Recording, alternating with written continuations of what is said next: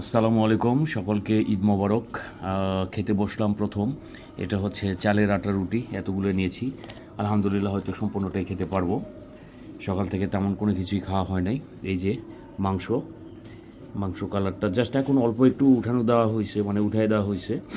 এখন এই যে শুরু করতেছি। বিসমিল্লাহির রহমানির রহিম। চুলার পাশে বসে খাচ্ছি।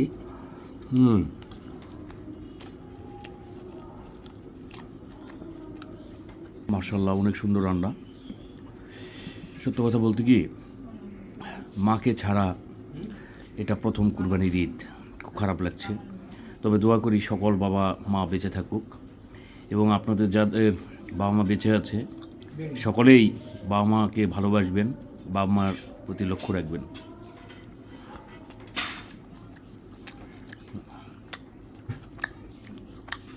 মাশাল্লাহ, অনেক মজার।